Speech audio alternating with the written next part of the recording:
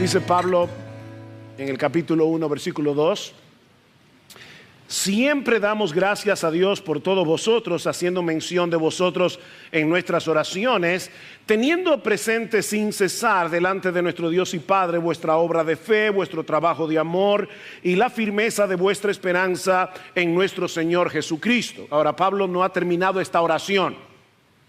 El versículo 4 continúa la oración de los versículos 2 y 3, y esto es importante.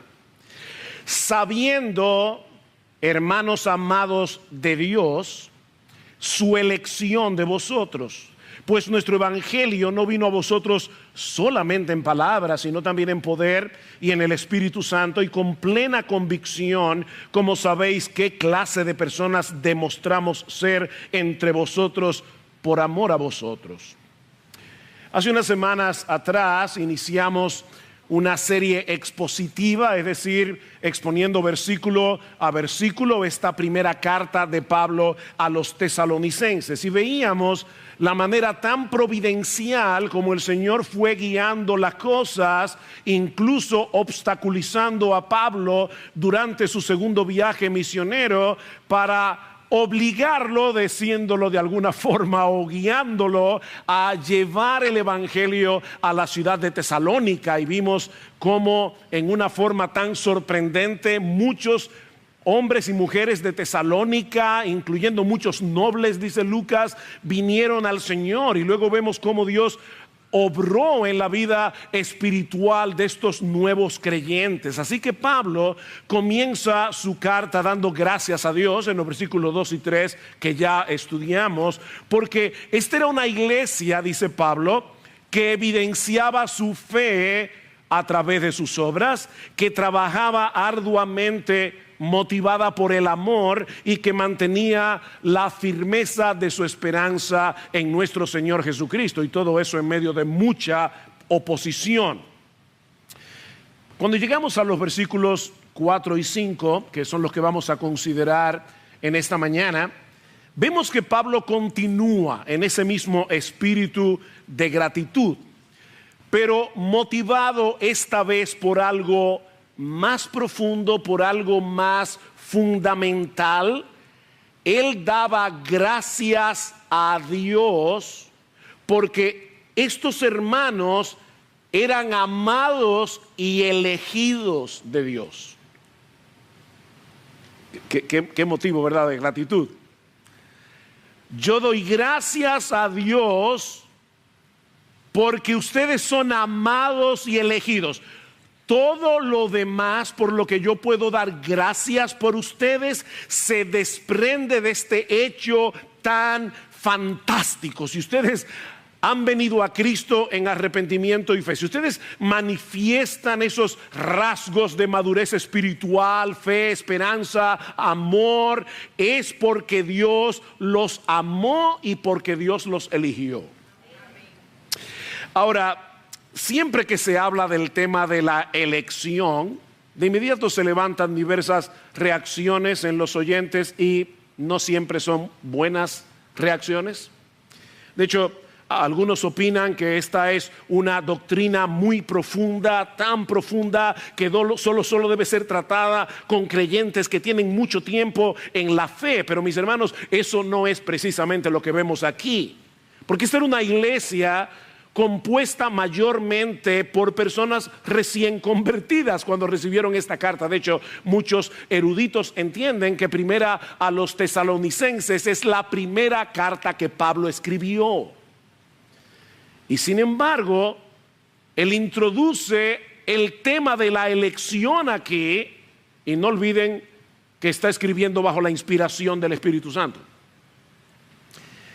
Como yo espero mostrar en esta mañana, esta es una doctrina que los cristianos necesitan conocer, independientemente del tiempo que tú tengas en la fe, porque la doctrina de la elección impacta nuestro carácter, impacta nuestra gratitud, nuestra adoración, nuestro evangelismo, nuestra confianza en el Señor y un largo etcétera.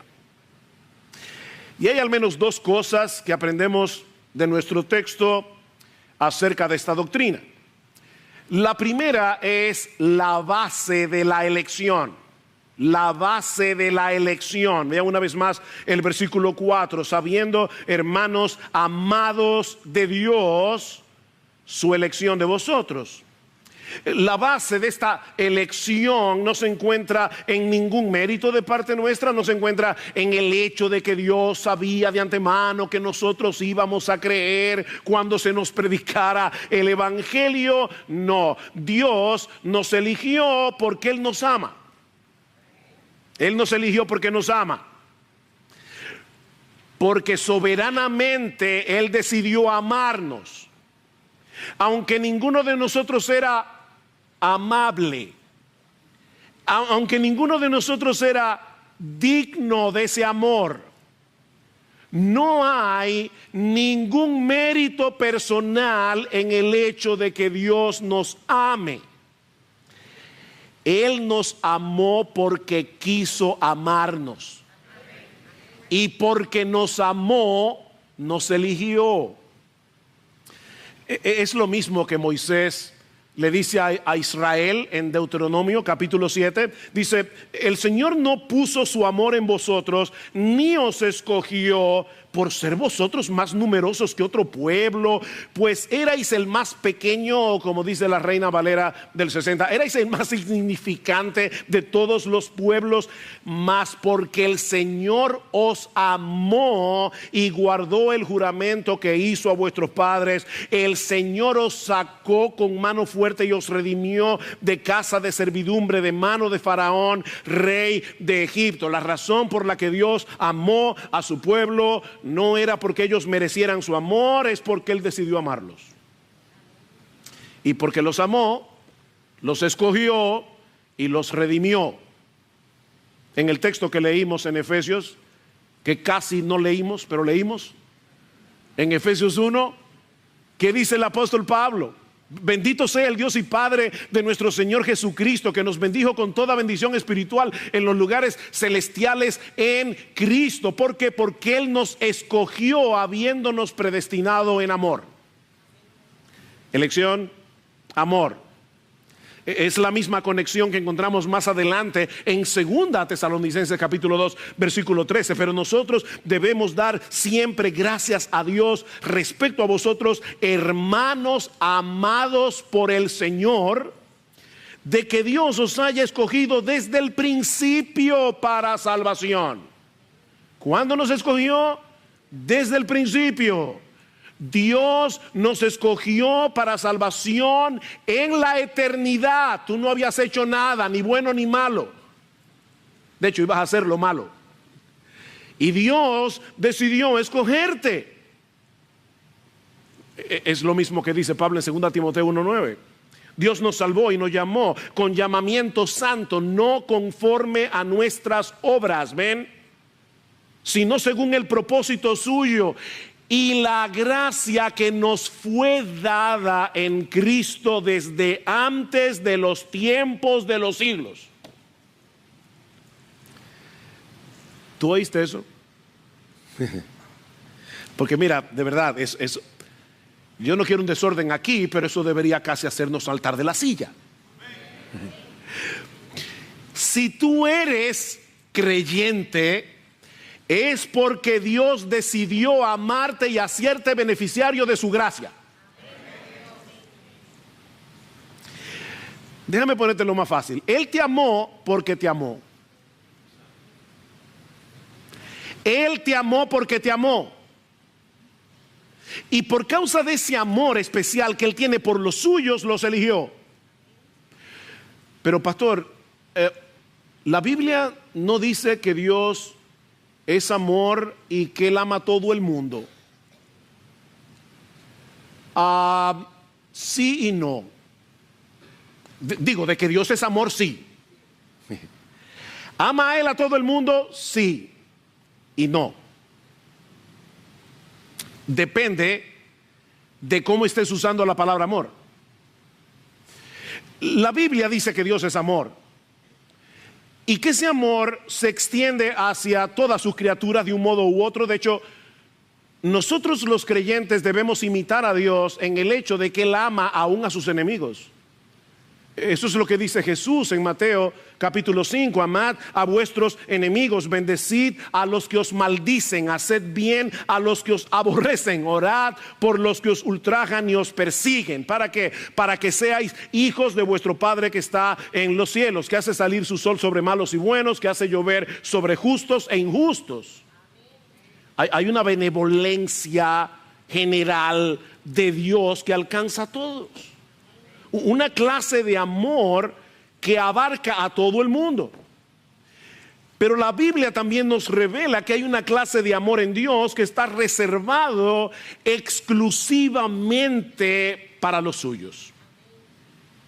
De paso, de no ser así, esta declaración de Pablo en 1 Tesalonicenses no tendría sentido. Damos gracias a Dios, hermanos amados por el Señor. Bueno, pero ¿y qué tiene eso de grande si Dios ama a todo el mundo por igual?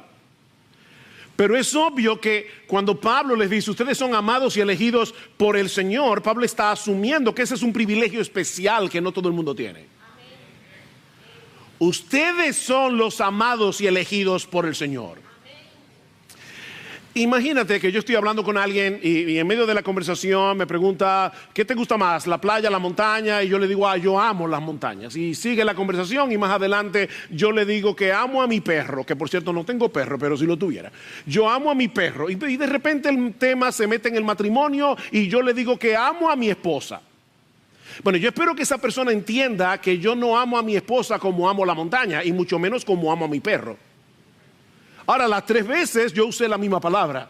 Amo las montañas, amo a mi perro y amo a mi esposa. De hecho, hermanas queridas de Iglesia Bíblica del Señor Jesucristo, mi deber como creyente, ni siquiera como pastor, es amarla a todas ustedes. Pero si yo las amara a todas ustedes como yo amo a mi esposa, tendría problemas. Porque el amor del esposo por la esposa es un amor particular. Hay un amor a todas las hermanas, amén, pero hay un amor por mi esposa que yo no puedo tener por nadie. Bueno, el amor de Dios es similar a esto. El amor se define por el objeto del amor. Ven, es diferente dependiendo del objeto. El amor de Dios por los suyos es especial. O sea, no se limita a una benevolencia general que nos hace ser partícipes de su sol y de su lluvia. No es más que eso. El amor de Dios por nosotros lo mueve a darnos a Cristo. Y en Él todas las bendiciones que están encerradas en su persona y en su obra. Este es un amor particular por personas particulares. Eso lo vemos, por ejemplo, en la oración de Jesús en Juan 17. Dice, yo ruego por ellos, versículo 9, yo no ruego por el mundo, sino por los que me diste, porque tuyos son. Es decir, Padre, lo que yo te estoy pidiendo por mis discípulos, no lo puedo pedir por el mundo. Ellos son míos, los otros no lo son. Digo, hermanos, eso es lo que está diciendo Jesús. Pero ahora escuchen lo que sigue diciendo el Señor en esta oración en el versículo 22. La gloria que me diste yo les he dado, para que sean uno, así como nosotros somos uno. Yo en ellos, tú en mí, para que sean perfectos en unidad, para que el mundo conozca que tú me enviaste. Y escuchen, y que los has amado a ellos como también a mí me has amado. La Reina Valera lo dice de esa manera. La Biblia de las Américas dice que los amaste tal como me has amado a mí. Gloria al Señor. El Padre, dice la Biblia, tiene en el Hijo toda su complacencia. Y Él nos escogió para unirnos a su Hijo.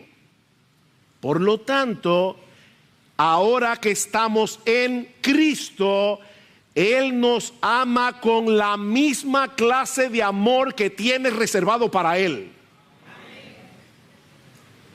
Hermanos, eso es lo que dice Jesús, que los has amado a ellos tal como me has amado a mí. ¿Tú sabes lo que eso significa? Mira, yo sé que muchas veces nosotros, aún los creyentes, nos sentimos carentes de amor. A veces yo he oído a creyentes que dicen, nadie me quiere. Bueno, yo quiero que a partir de hoy el Señor te ayude a no volver a decir eso nunca más. Porque la realidad es que cada vez que nos sentimos carentes de amor, es porque estamos perdiendo de vista la grandeza del amor de Dios por nosotros. O tal vez porque estamos esperando de otros lo que solo Dios puede darnos. Mi hermano, mira, yo sé que esta frase es un cliché evangélico, pero porque lo sea no deja de ser verdad. Dios te ama. El Dios todopoderoso, creador de los cielos y de la tierra, el Rey del universo, Señor de señores, Rey de reyes, te ama. Te ama porque Él decidió amarte. Es un amor particular y especial. Es un amor tan grande, tan vasto, tan profundo, que no deja lugar a ninguna necesidad psicológica. Nosotros no somos una taza de amor con un agujero. Hay personas que se ven así, como una taza de amor con un agujero. No importa cuánto tú le metas y le metas y le metas, nunca lo llenas porque no se sacia. No somos una taza de amor con un agujero. Nosotros somos una taza de amor en la que el amor sobreabunda. Porque somos amados por Dios. Amados por Dios. Y por ese amor nos eligió. Es tan triste que aún en las iglesias algunos objeten la doctrina de la elección. De verdad, eso es tan triste. Porque cuando una persona creyente objeta la doctrina de la elección, no se está dando cuenta que está objetando un aspecto fundamental del amor de Dios. El amor de Dios. Dios no ama en general, Dios ama en particular. Decía el filósofo español Miguel de Unamuno en El sentimiento trágico de la vida: no me hables de tu amor por la humanidad, háblame del amor por el hombre. Es fácil amar a la humanidad, ¿verdad? Hay un montón de gente que ama a la humanidad. No me digas que tú amas a la humanidad. Es como tú amas a gente concreta de carne y hueso. Bueno, Dios no ama a la humanidad. Dios te ama a ti, a ti, a ti, a ti, por nombre. Porque Él decidió amarte y porque te amó, te escogió. Pero como les decía, no todo el mundo acepta esta doctrina. Definitivamente aún en los creyentes muchas veces hay ese orgullo, porque yo creo que hay un orgullo en cierto modo. A veces es ignorancia de la Biblia, pero otras veces es no aceptar el hecho de que yo no puse nada en mi salvación que no sea mi pecado. Y por eso objetan esta doctrina. Por ejemplo, algunos dicen que la elección atenta contra nuestra libertad. La elección atenta contra nuestra libertad.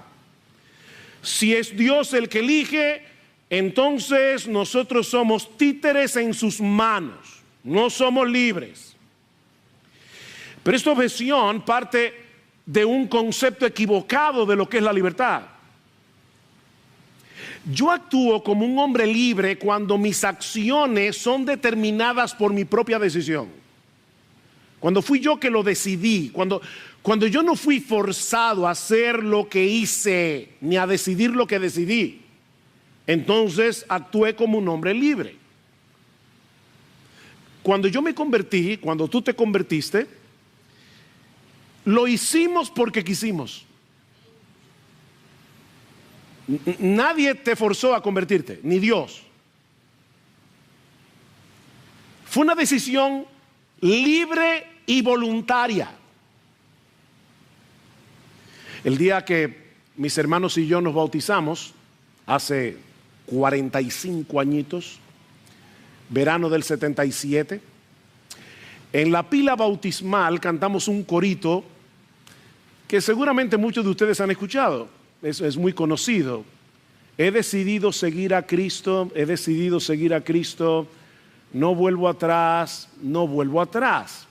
Pregunta, ¿expresa ese corito una verdad bíblica? ¿Es esa línea teológicamente correcta? Sí, sí. Mis hermanos, cuando un pecador viene a Cristo en arrepentimiento y fe, es porque él ha decidido seguir a Cristo. Ahora, ¿qué fue lo que hizo posible que ese pecador que estaba muerto, no agonizando, no medio muerto, muertecito espiritualmente? ¿Qué fue lo que hizo que ese pecador, muerto en sus delitos y pecados, pudiera tomar la decisión voluntaria y libre de seguir a Cristo? La obra regeneradora del Espíritu por causa de la elección del Padre. Claro, yo no sabía cuando decidí seguir a Cristo todo esto. Esto era demasiado teológico para mí en ese momento. Yo tomé una decisión, pero ya el Padre había obrado en mí por la obra de su Espíritu. Por eso alguien sugiere que se le añadan por lo menos 2 estrofas más a este corito, que en español sería algo como esto: pues fui elegido por Dios el Padre. ¿Ven? No vuelvo atrás, no vuelvo atrás, porque el Espíritu me ha dado vida. No vuelvo atrás, perdonen el desafine, no vuelvo atrás. Ven, o sea, es verdad que yo he decidido seguir a Cristo porque el Padre me eligió, porque el Hijo murió por mí y porque el Espíritu Santo en un momento dado de mi vida aplicó con poder esa obra de redención en mi corazón. Si no, yo no hubiera decidido seguir a Cristo. Ahora, noten qué es lo que ha pasado aquí. Dios nos libera de la esclavitud del pecado. Dios nos hace nacer de nuevo para que por primera vez en nuestras vidas nosotros podamos actuar como seres libres. Cuando yo me convertí, por primera vez en mi vida actué como un ser libre. Porque Dios en la regeneración me había libertado de la esclavitud del pecado y me había dado nueva vida en Cristo. Por eso decía Agustín de Hipona que la elección divina no destruye la libertad humana, sino que más bien la restaura. La elección no destruye nuestra libertad, restaura nuestra libertad. Otra objeción común es que esta doctrina hace de Dios un ser arbitrario y hasta cierto punto injusto. ¿Cómo es posible que Dios elija a unos y no a otros? Bueno, esta objeción no tiene sentido. No tiene sentido porque Dios no está obligado a salvar a nadie. De hecho, es al contrario. Dios sí está obligado por su justicia perfecta a condenarlos a todos. Dios no está obligado a salvar a nadie. Así que si Dios hubiera decidido no salvar a ningún ser humano, como quiera seguiría siendo bueno, santo y justo. Él no está obligado. Y Él ha decidido salvar a millones, al costo de la vida de su Hijo. ¿Tú quieres más amor? Por otra parte, nadie puede acusar a Dios de favoritismo, nadie puede acusar a Dios de parcialidad, por la sencilla razón de que todos serán condenados justamente por sus propios pecados y porque la oferta del Evangelio está disponible para el que la quiera. Si 2 individuos están en la cárcel condenados por homicidio y el juez decide por amor cumplir la condena de uno y no del otro, este otro no tiene nada que objetar porque él está en la cárcel por su propio crimen. Sobre todo cuando el juez a este otro también le ofreció el indulto y él lo rechazó. No es lo que pasa con el Evangelio. Nosotros predicamos el Evangelio, llamamos a cualquiera, el que quiera, que venga y tome del agua de la vida gratuitamente, y el pecador dice: yo no lo quiero. ¿Dónde está la injusticia? De hecho, Pablo trata con esa objeción. ¿Recuerdan en Romanos capítulo 9, versículo 14? Dice Pablo, ¿qué pues diremos? ¿Que hay injusticia en Dios? De paso, Pablo está discutiendo aquí con alguien que no cree lo que él cree. O sea, Pablo está discutiendo con alguien que no cree en la doctrina de la elección. Así que nosotros estamos del lado de Pablo. Y yo me alegro mucho. Entonces Pablo está discutiendo con alguien que está del otro lado. Y dice que pues diremos que hay injusticia en Dios en ninguna manera. Pues a Moisés dice, está citando aquí Éxodo 33, tendré misericordia del que yo sé que cuando se le predique el evangelio, él va a tener un corazón más blando y va a recibir el mensaje y va a aceptar a Cristo. No. Yo tendré misericordia del que yo tenga misericordia. Y me compadeceré del que yo me compadezca. Así que no depende del que quiere ni del que corre, sino de Dios que tiene misericordia. Como Dios sabe que nadie va a correr porque nadie quiere correr hacia Él, entonces Dios en su soberana voluntad decide obrar eficazmente en muchos para traerlos con cuerdas de amor a la cruz del Calvario.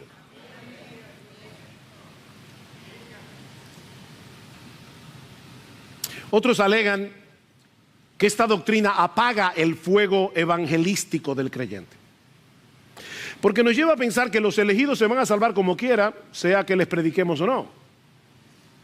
Pero esta objeción no toma en cuenta que Dios no solo ha predestinado quienes se van a salvar, sino también el medio a través del cual esos elegidos se van a salvar, y el medio es la predicación del evangelio.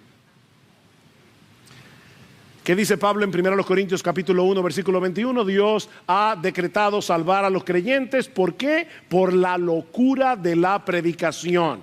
En 2 Timoteo capítulo 2 versículo 10, Pablo dice, yo todo lo soporto por amor a los escogidos.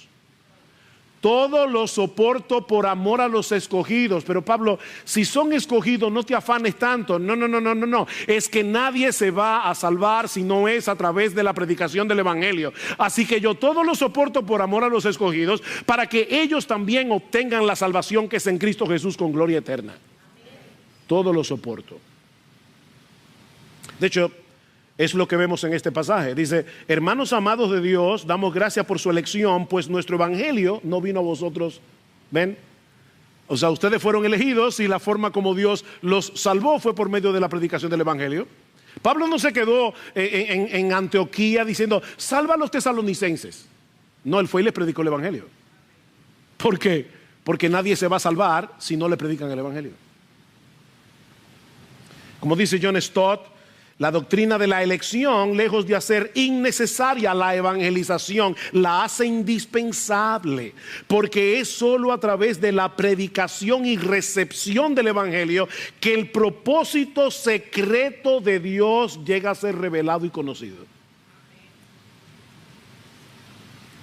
Ahora, ¿cómo podía Pablo estar tan seguro, de que Dios había escogido a los tesalonicenses? Porque él está diciendo, yo doy gracias a Dios porque Él los amó y los eligió. ¿Y cómo Pablo sabía eso? O déjenme poner esta pregunta más personal. ¿Puedes tú saber si Dios te eligió a ti? Esa pregunta es importante.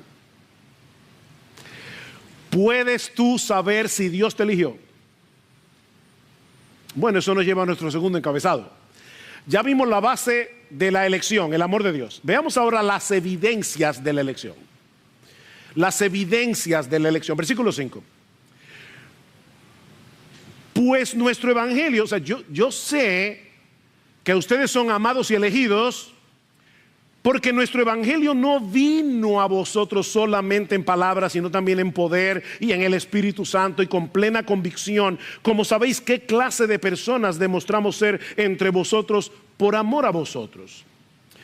En pocas palabras, lo que Pablo está diciendo es algo como esto. Yo sé que ustedes fueron elegidos por Dios por la obra que el Señor hizo en ustedes por medio de la predicación de la palabra. Miren qué simple. Ahora, hay más detalles en este texto que debemos resaltar. Pero resumiendo, Pablo le está diciendo, yo sé que ustedes fueron elegidos por la forma como Dios obró en ustedes cuando se les predicó el evangelio.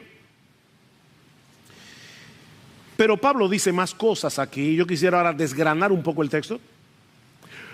Por un lado, Pablo nos dice, yo sé que ustedes fueron elegidos porque el evangelio vino a ustedes. Esa es una expresión interesante.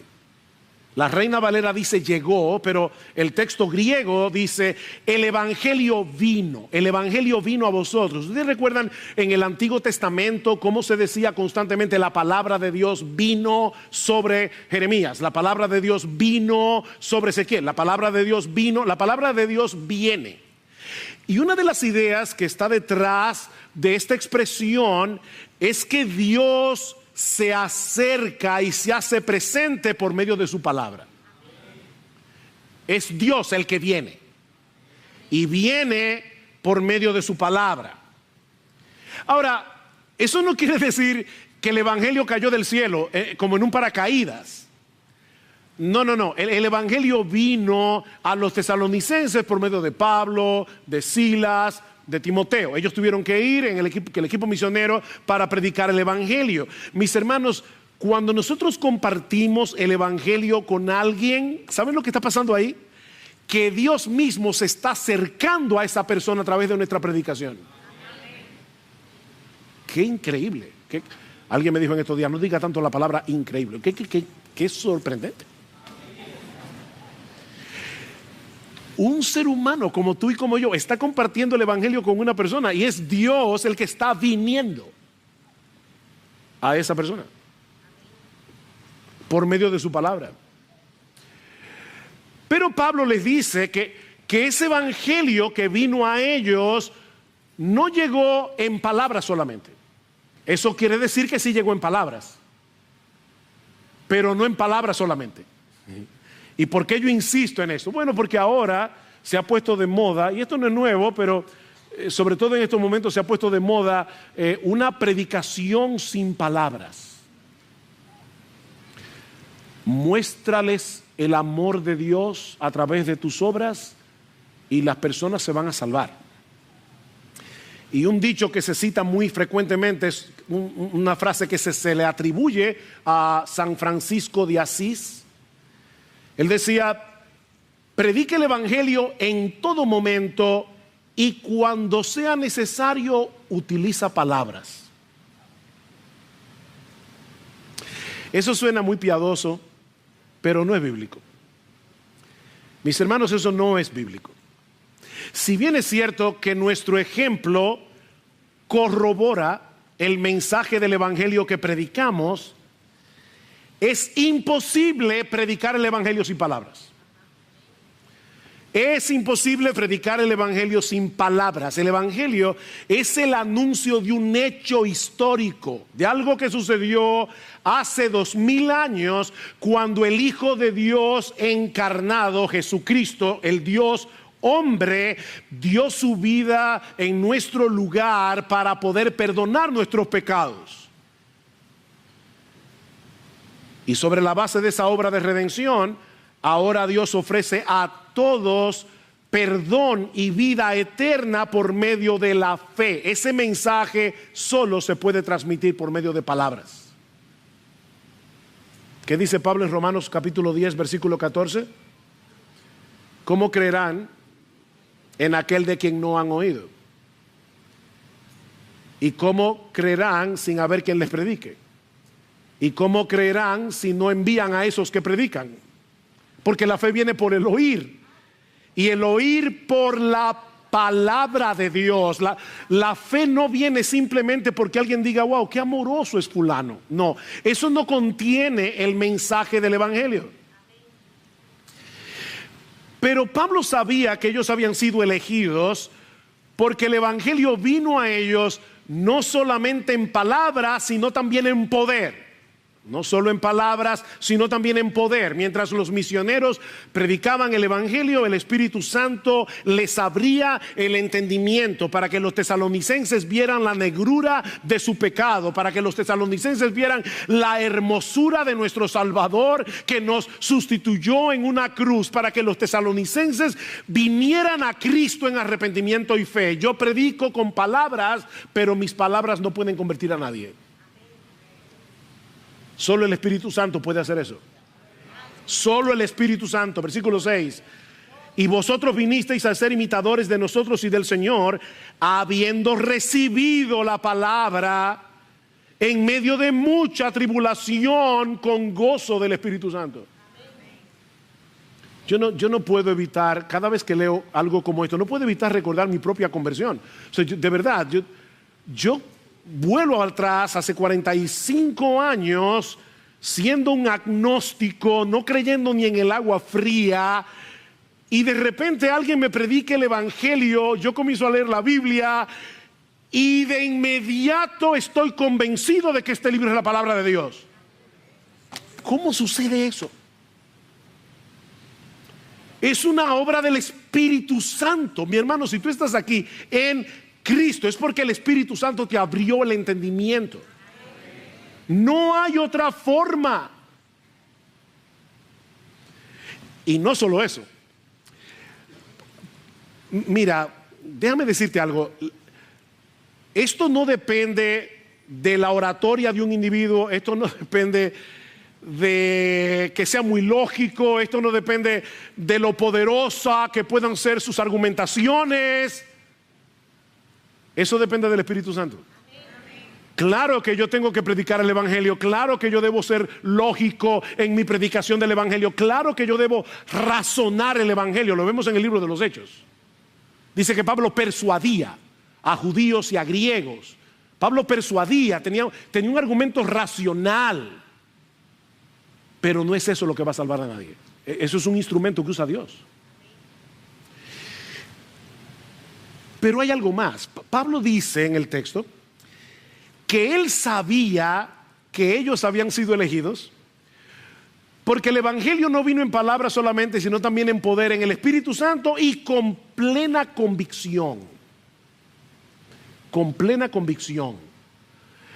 Mientras Pablo, Silas y Timoteo predicaban el evangelio en Tesalónica, en medio de mucha oposición, ellos estaban experimentando tal convicción de la importancia vital del evangelio y tenían tal interés porque ellos se salvaran, que nada de eso los frenó para predicarles el evangelio.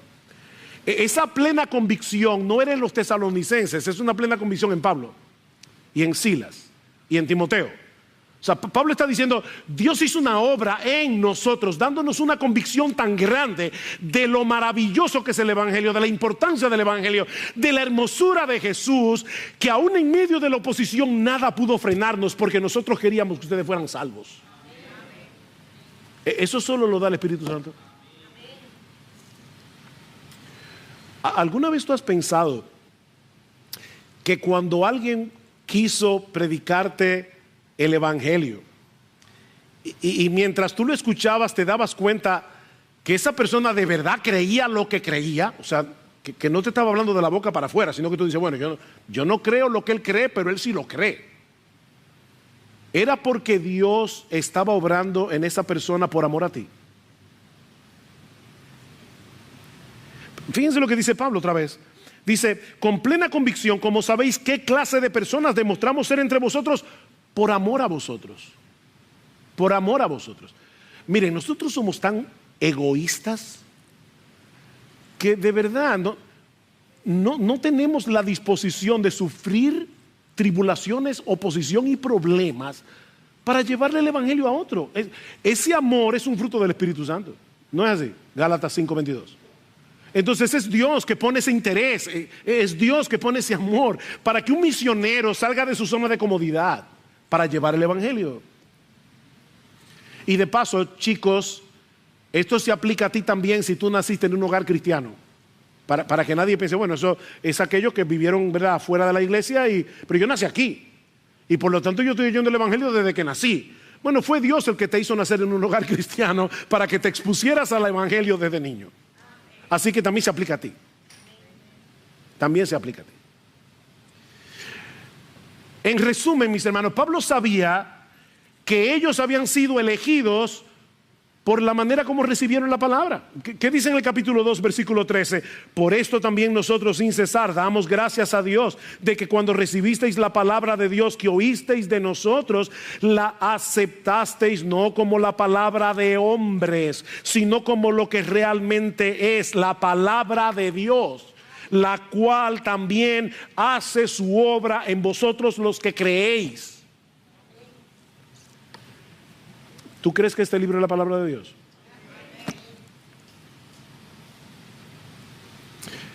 Obviamente, ninguno de nosotros tiene acceso al libro de la vida para ver si nuestro nombre está escrito ahí. Pero un creyente puede saber con bastante grado de certeza que es uno de los elegidos, por la obra que el Espíritu Santo está haciendo en su vida. ¿Tienes la convicción de que eres un pecador, que mereces la condenación del infierno? ¿Tú crees eso? ¿Recibiste el evangelio como la verdad de Dios? Y viniste a Cristo confiando únicamente, no en tu religión, no en tu decencia, confiando únicamente en su justicia perfecta y en su muerte en la cruz. Tú viniste a Cristo con la determinación de divorciarte de tu vida de pecado para que Él sea tu Señor. ¿Es eso palpable en tu vida? Porque luchas contra tu propio pecado, porque tú quieres hacer su voluntad y no la tuya, porque cuando pecas te avergüenzas y vuelves otra vez a Cristo en arrepentimiento y fe. Tú vives una vida de arrepentimiento y de fe. Entonces tienes muchas razones para creer que tú eres uno de los elegidos. Esto no es un misterio. Tienes razones para creer que eres uno de los elegidos. Y mi hermano, mi hermana, esa es una certeza que te hará mucho bien. Te hará mucho bien, sobre todo en medio de las perdón. No es, se lo he dicho muchas veces, no es COVID, es asma. Te hará mucho bien, sobre todo en medio de las tentaciones y en medio de los problemas. El teólogo Richard Phillips señala por lo menos 4 razones de por qué los cristianos deben amar la doctrina de la elección. Y yo voy a añadirle una más y con esto concluyo. Tú eres creyente, tú debes amar la doctrina de la elección. Debes amarla. Esto no es una doctrina para discutir, para polemizar. Es para gozarnos en ella. 4 razones y una más. Primero, la doctrina bíblica de la elección incondicional promueve la humildad. Promueve la humildad. Porque le atribuye a Dios toda la gloria por tu salvación. Toda la gloria. La salvación es del Señor. Porque esta doctrina asume nuestra completa impotencia para salvarnos a nosotros mismos. O sea que en vez de estar pensando, yo soy uno de los elegidos. No, olvídate de eso. Dice Pablo que Dios escogió a lo necio del mundo para avergonzar a los sabios, a los débiles para avergonzar a los fuertes. ¿De qué tú te glorías? Dice Arthur Pink, un teólogo del pasado reciente, esta verdad declara que la salvación es del Señor en su origen, del Señor en su acción, del Señor en su consumación. Y todo esto es muy humillante para el corazón del hombre, que siempre quiere contribuir al precio de su redención y hacer algo que le permita jactarse y sentirse satisfecho de sí mismo. ¿Tú sabes por qué la gente rechaza el evangelio? Porque es demasiado fácil. Porque nos quita toda la gloria. Es como tú solo pones tu pecado, Cristo pone su justicia. Eso humilla al hombre. En segundo lugar, la doctrina bíblica de la elección promueve la santidad. La doctrina bíblica de la elección promueve la santidad. Muchos presuponen que si nosotros partimos de la premisa de que la salvación no depende en absoluto de nuestro esfuerzo, sino de la misericordia de Dios, yo no voy a tener ninguna motivación para esforzarme en mi lucha contra el pecado. Pero es exactamente lo contrario. Cuando el creyente entiende que Dios lo escogió en Cristo desde antes de la fundación del mundo para ser santos y sin mancha delante de Él, para eso fue que fuimos escogidos, o como dice en 1 Tesalonicenses 4:13, porque la voluntad de Dios es vuestra santificación. Eso es una poderosa motivación para seguir hacia esa meta. No fuimos escogidos primariamente para ser felices, sino para ser santos. Primariamente. Esa es la gran prioridad de la vida cristiana. Pablo dice en Romanos 8:29 que Dios nos predestinó para que fuésemos hechos conformes a la imagen de su Hijo. Eso debe producir en nosotros un profundo anhelo por crecer en santidad, que no es otra cosa que crecer a la imagen de Jesús. Tercero, la doctrina bíblica de la elección promueve la seguridad de salvación. Mis hermanos, ¿qué puede darle más seguridad a un creyente que el hecho de saber que la salvación depende enteramente del Dios soberano, que sin condición alguna decidió amarnos y elegirnos desde antes de la fundación del mundo? Yo le doy muchas gracias al Señor de que yo no tengo fe en mi fe, porque mi fe es variable. El decreto de Dios es invariable, es inmutable. Si Dios fuera como yo, hace rato que me hubiera quitado la salvación, pero Dios no es como yo. Y mi salvación depende de su carácter. Mi salvación depende de la obra de Jesús, no de la mía.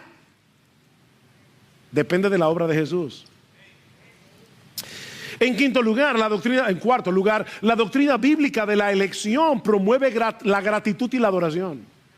Promueve la gratitud y la adoración. ¿Tú te das cuenta de todo lo que Dios hizo por ti para salvarte? Te eligió desde antes de la fundación del mundo, envió a su Hijo para que muriera por ti en una cruz. En un momento dado envió una persona que te predicara el evangelio, y mientras esa persona te predicaba el evangelio, el Espíritu Santo te abría los ojos, te abría el entendimiento, te abría el corazón para que tuvieras la hermosura de Jesús y fueras corriendo a refugiarte en Él.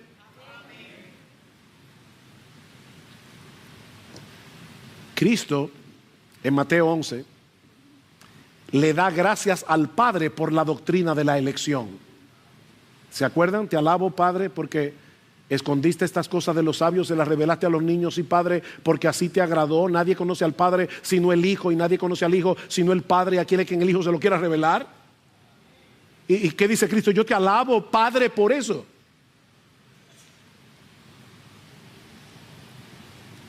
Y Pablo hace lo mismo en Efesios 1, ya lo vimos. Bendito el Dios y Padre que nos escogió. ¿No deberíamos hacer nosotros lo mismo?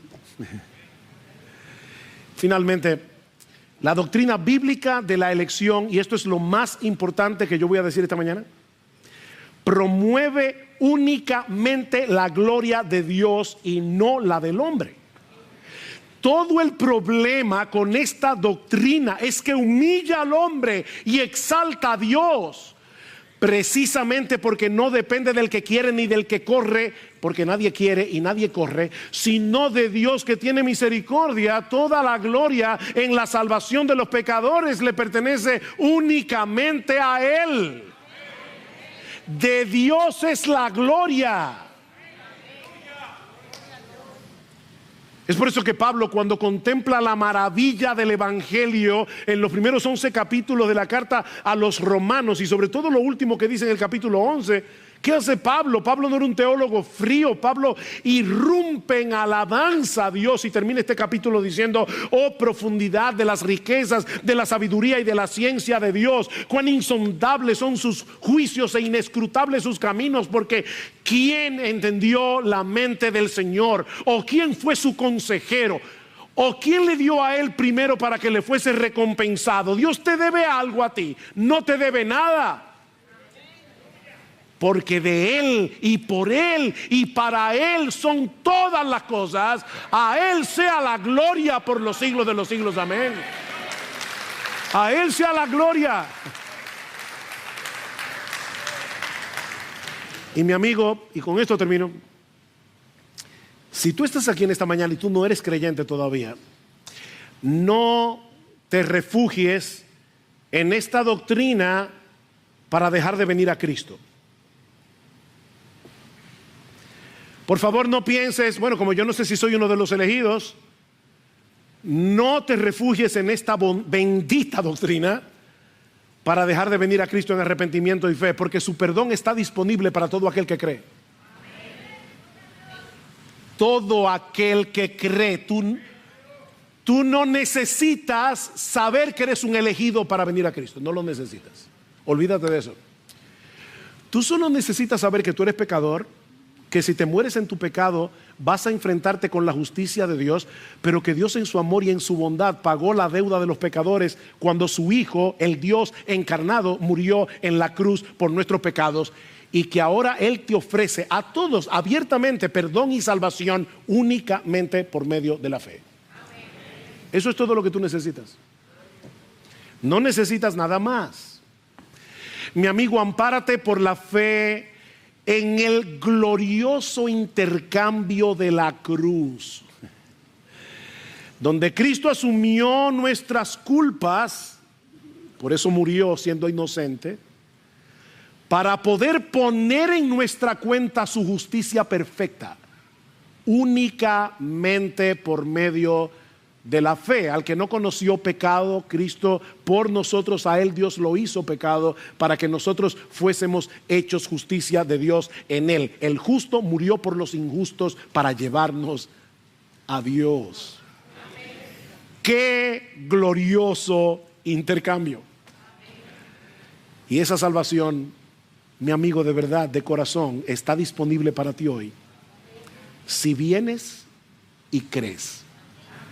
Si vienes